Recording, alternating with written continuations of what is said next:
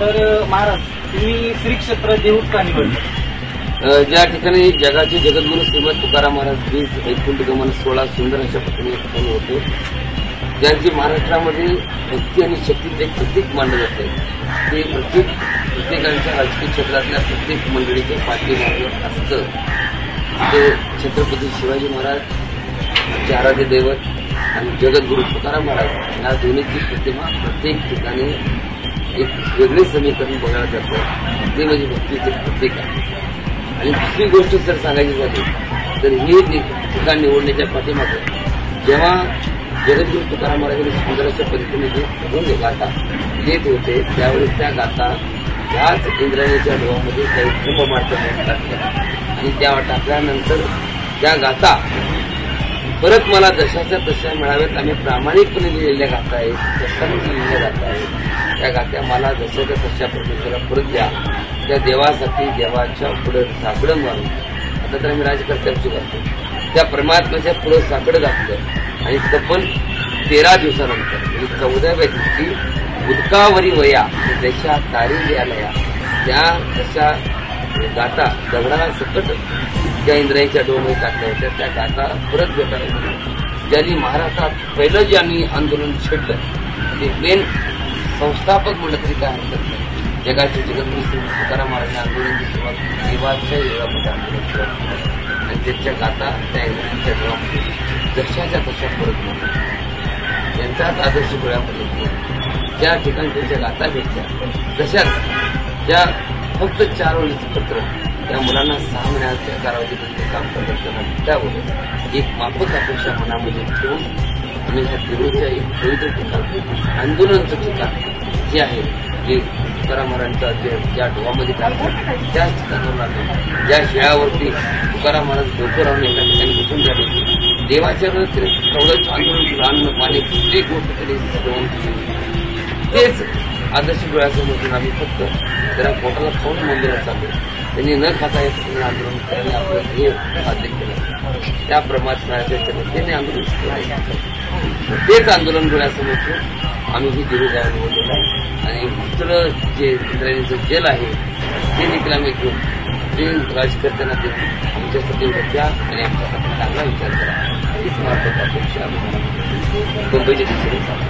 मुख्यमंत्री एकनाथ शिंदे यांना खूप चांगली व्यक्ती आहे, खूप चांगली व्यक्ती आहे, एक सकारात्मक व्यक्ती आहे, चांगलं व्यक्तिमत्व आहे, तळागाळातल्या माणसांना जाणणारे व्यक्तिमत्व आहे. माणसासाठी काहीतरी करणं गरजेचं आहे ते एकनाथ शिंदे साहेबांच्या पण चुकावं आणि त्यांच्या मंत्रिमंडळामध्ये जेवढे नेते मंडळी आहेत त्यांचंही खूप कौतुक करावं की समाजासाठी आपण काहीतरी देणं लागतो असे जाणणारी देखील त्यांच्यामध्ये जे खात्यामध्ये मंडळी आहेत. त्याचबरोबर माननीय भरतशेठ गोगावले साहेब हे देखील त्यांचं व्यक्तिमत्व आमच्या सर्व विभागांसाठी त्या ठिकाणी भाव पडत आहे. त्यामुळे आम्हाला 100% गॅरंटी आहे की आम्हाला हे सरकार वाऱ्यावर सोडणार नाही, 100% न्याय देईल. फक्त एवढेच की आमची अंत नका पडेल आणि तुमच्या भूकेसाठी. बरोबर, तर सरकार नक्कीच उत्तर देईल यावर. जी आहे ती बंद पडत चाललेली आहे आणि त्या ज्या मुलं जे काम करतात त्या प्रत्येक मुलाला आता तुमचं काम संपलेलं आहे आणि आता तुम्ही घरी बसा अशा पद्धतीचं पत्र तेव्हा मिळतंय. ते ठिकाणी जी योजना काम करण्यापूर्वी जे मुलं जी तरुण मुलं आहेत, काही मुलांच्या हॉटेल होते, काही मुलांच्या कंपनीमध्ये कामाला होते, काही मुलं स्वतःचे व्यवसाय होते, काही मंडळींच्या जी नेते मंडळी आहेत, सावकार आहेत, चांगल्या चांगल्या कामावर होते, काही कंपनीमध्ये कामावर होते. सरकारचं काम लागतंय आणि त्याच निवडणुकीच्या परिमध्ये आश्वासन एक होत असते जी दिलासादायक निघत आणि जेव्हा ही आस्थापनाची जी योजना निघाली त्याच वेळेस मुलं कामाला लागते. त्याच वेळेस त्या मंत्री महोदयाच्या माध्यमातून त्यांच्या मुखातून सुंदर असं वाक्य पडलं की योजना आपण महाराष्ट्रामध्ये काढतोय जे कुठल्याच राज्यामध्ये नाही, ती महाराष्ट्रामध्ये आहे. 10 लाख युवकांना आपण रोजगार उपलब्ध करून देतोय, त्या मुलांना काम देतो हाताला, ज्यांना 6,000, 8,000 आणि 10,000 असा भत्ता त्या ठिकाणी दिसतोय आणि ते आस्थापनामध्ये 6 महिने काम करतील आणि त्या ठिकाणी कायम होतील.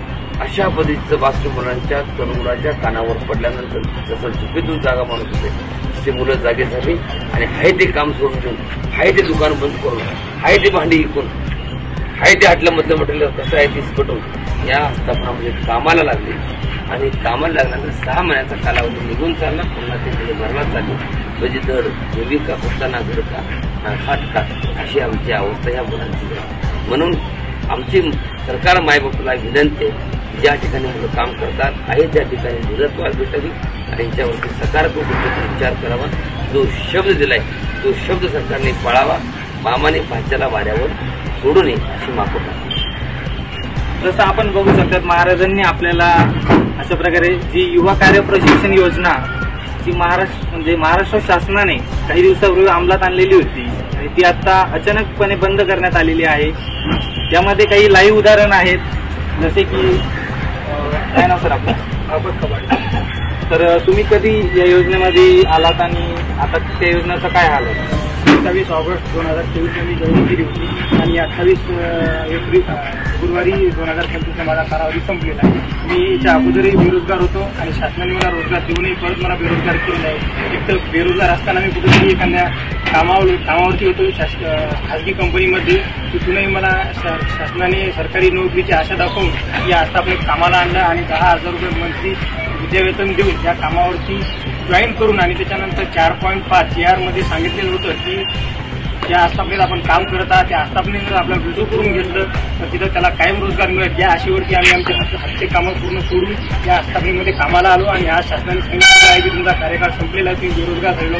अशी परिस्थिती आमच्यावर निर्माण केलेली आहे. त्याकरिता मुख्यमंत्री साहेबांना माजी मुख्यमंत्री साहेब एकनाथ शिंदे साहेब यांना एक विनंती करतो की महाराष्ट्रातील 1,25,000 विद्यार्थी आहेत, त्यांना बेघर करू नका आणि त्यांना वेगवेगळ्या मार्गावर उतरण्यासाठी असं प्रभावित करू नका. आणि हे जर कुठेतरी आम्हाला जर न्याय मिळाला नाही तर इथून पुढची भूमिका आमची महाराज घेणार आहेत. त्यांच्या मार्गदर्शनाखाली पूर्ण महाराष्ट्र पेटू. बरोबर. तर अजून काही असे उदाहरणं आहेत जे आपण एक एक करून जाणून घेणार आहोत. तर बघत राहा अजिंक्य महाराष्ट्र न्यूज. दादा ते बोलले आम्ही सर्वजण या ठिकाणी देहू या ठिकाणी जमलेलो आहोत. मुख्यमंत्री कार्य प्रशिक्षण योजनेअंतर्गत जे सर्व प्रशिक्षणार्थी या ठिकाणी जमलेले आहेत, तुकाराम बाबाच्या नेतृत्वाखाली आम्ही या ठिकाणी मुंबई या ठिकाणी रवाना होणार आहोत. त्याचं कारण असं आहे की आम्हाला मुख्यमंत्री साहेबांनी, जे तत्कालीन मुख्यमंत्री होते एकनाथजी शिंदे साहेब, त्यांनी आम्हाला शब्द दिला होता की तुमचा जो कार्यकाल आहे 6 महिना झाल्याच्या नंतर आम्ही त्याच ठिकाणी तुम्हाला त्याच आस्थापनेमध्ये रुजू करून घेऊ. आम्ही याच मागणीसाठी आम्ही तत्कालीन मुख्यमंत्री उपमुख्यमंत्री सध्याचे आहेत त्यांना मागणी करण्यासाठी आणि त्यांना दाखवून देतोय आमची ताकद या ठिकाणी. आम्ही किती संख्येने या ठिकाणी आम्ही जमलेलो आहोत. आमच्या एवढ्या मागण्या त्यांनी मान्य करावी. या ठिकाणी 6 महिन्याचा जो कालावधी आहे तो वाढवून द्यावा आणि ज्या आस्थापनेमध्ये आम्ही त्या ठिकाणी काम करतो त्या आस्थापनेमध्ये आम्हाला त्यांनी परमनंट करून घ्यावं. मी ह्या सर्व प्रशिक्षणार्थीतर्फे एक सरकार मायबापाला या ठिकाणी विनंती करतो. धन्यवाद.